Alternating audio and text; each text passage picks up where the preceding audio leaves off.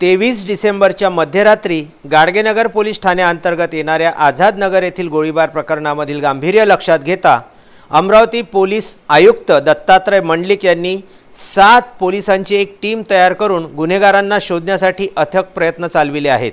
या गुन्ह्याची पार्श्वभूमी पोलीस आयुक्तांना विचारली असता दत्तात्रय मंडलिक यांनी दिली माहिती। आता या गुन्हेगारांवर पोलिसांचा हात कधी पोचेल व शहरामध्ये रोज घडणाऱ्या अशा प्रकारच्या विकृत गुन्ह्यांवर पोलीस कशा प्रकारे अंकुश लावण्यात यश मिळणार की नाही आणि शहर जे सध्या ज्वालामुखीवर उभे आहे ते असेच धगधगत राहील का, असे अनेक प्रश्न जनसामान्य नागरिकांमध्ये उपस्थित होत आहेत।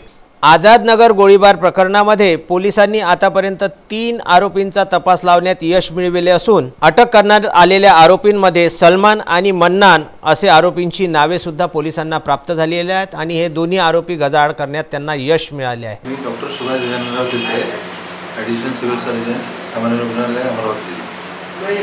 मी इथे 2 वर्षापासून कार्यरत आहे। काल रात्री जी घटना घडली त्या घटनेमध्ये जी गोळीबारी आपल्या अमरावती कार्यक्षेत्रात झालेली आहे। आमच्याकडे जे 4 गोळीबारीचे पेशंट रुग्ण आले होते त्यात एक रुग्ण जागेवरच म्हणजे त्याला जेव्हा आणलं तेव्हा तो ब्रॉड डेड होता आणि त्यामुळे त्याला पोस्टमॉर्टम करणं आवश्यक होतं। आम्ही ते पोस्टमॉर्टम आमच्या जनरल हॉस्पिटललाच केलं आहे।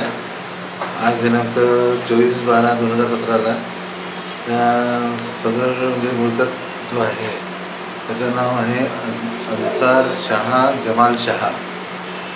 त्याचं वय मला वाटते अंदाजे 35 वर्ष।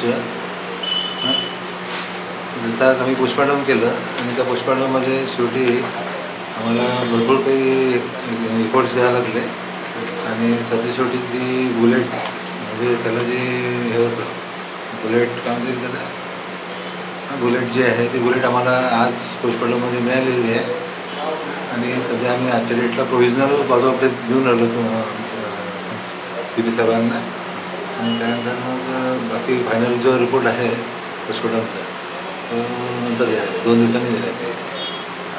ती बुलेट लागली होती ती डोक्याच्या वरच्या लेफ्ट साईडच्या फ्रंट लॅटरल पोर्शनला लागलेली आहे आणि ती ब्रेनमधून आतमध्ये जाऊन ती right lateral neck side of the neck मानेमध्ये सापडली ती आणि ती आम्ही ट्रेस आउट केली आणि सोबत आम्ही आता जे कन्सर्न ऑन ड्युटी ऑफिसर आहे म्हणजे इन्व्हेस्टिगेशन ऑफिसर त्यांना आम्ही सगळं ब्लड सॅम्पल बुलेटचे सॅम्पल बुलेट गनचे सॅम्पल नंतर जे काही त्याचं ज्यांना ते हे पाहिजे होते म्हणजे जे कपडे ते सगळे सील करून दिलेले आहे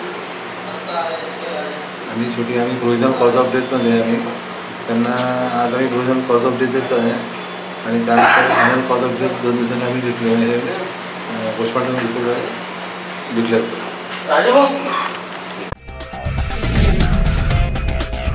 शासनाकडून राज्यातील गोरगरीब जनतेला स्वस्त भावामध्ये धान्य देण्याची योजना राज्य सरकारने सुरू केली होती।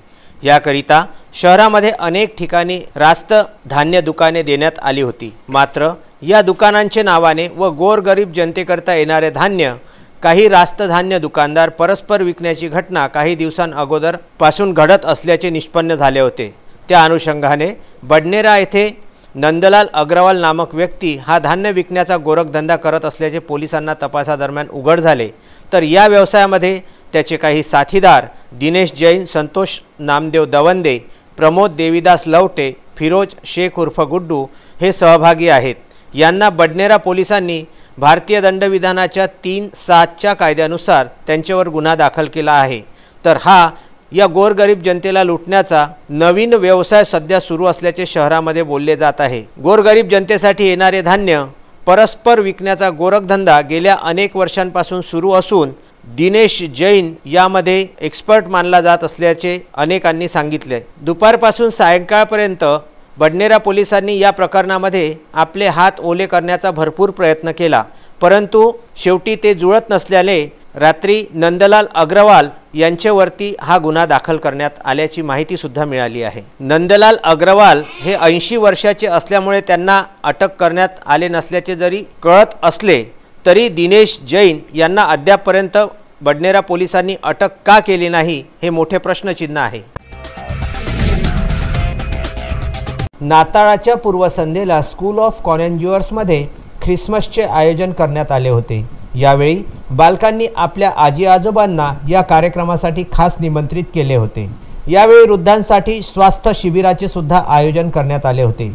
या कार्यक्रमाला अध्यक्ष म्हणून अमरावती महानगरपालिकेचे स्वच्छता ब्रँड ॲम्बॅसेडर भारत गणेशपुरे, आयुक्त हेमंत पवार, स्थायी समिती सभापती तुषार भारतीय आदी उपस्थित होते। यावेळी सर्वांनी अमरावती महानगराला कचऱ्यापासून मुक्त करावे व त्यामध्ये जनसामान्यांनी सुद्धा सहभाग घ्यावा अशी विनंती करण्यात आली। स्कूल ऑफ कॉन्व्हेंट्सच्या संचालिका शिरीन खान यांनी सर्वांचे आभार मानले। परिमिता महिला संघटना व भारिप बहुजन महासंघ महिला आघाडी यांच्या संयुक्त विद्यमाने भारतीय स्त्री मुक्ती दिवसाच्या निमित्ताने जात पितृसत्ता परिषदेचे आयोजन 25 डिसेंबरला स्थानिक भारतरत्न डॉक्टर बाबासाहेब आंबेडकर चौक म्हणजेच इरविन चौक येथे दुपारी 11 वाजता केल्या जाणार आहे। तसेच भारिप बहुजन महासंघ महिला आघाडी आणि परिमिता महिला संघटना हे मनुस्मृती या ग्रंथाचे दहन करणार असल्याची माहिती स्थानिक अमरावती जिल्हा मराठी पत्रकार भवन येथे घेण्यात आलेल्या पत्रकार परिषदेमध्ये डॉक्टर निशा शेंडे यांनी दिली। यावेळी विद्या वानखडे, सुनीता दंदे, रंजना इंगळेसह अनेक महिला उपस्थित होत्या। उद्या दिनांक 25 डिसेंबर 2017 रोजी दुपारी 11 वाजता डॉक्टर बाबासाहेब आंबेडकर चौक इरविन दवाखान्याच्या बाजूला येथे मनुस्मृती दहन दिनाच्या निमित्ताने भारतीय स्त्री मुक्ती दिवस आम्ही साजरा करीत आहोत आणि त्या निमित्ताने दुपारी 11 वाजता जात आणि पितृसत्ता परिषद त्या ठिकाणी आयोजित केलेली आहे। हे आमच्या कार्यक्रमाचं स्वरूप आहे। याचं महत्त्व काय असं जर आपला प्रश्न जर असेल तर त्याचं उत्तर मी असं देऊ शकेन की याचं महत्त्व यासाठी आहे की आजही हजारो वर्षापासून या देशामध्ये चातुर्वर्ण म्हणजे जाती व्यवस्था, थोडक्यात ज्याला आपण जातीय व्यवस्था असं म्हणतो, ती जाती व्यवस्था, कडवी जाती व्यवस्था या देशामध्ये आहे आणि या देशातल्या जाती व्यवस्थेला मनुस्मृतीचा फार मोठा हातभार लागलेला आहे। एवढंच नव्हे तर मनुस्मृती हा ग्रंथच मुळात जाती व्यवस्थेचं निर्मिती करतो आहे।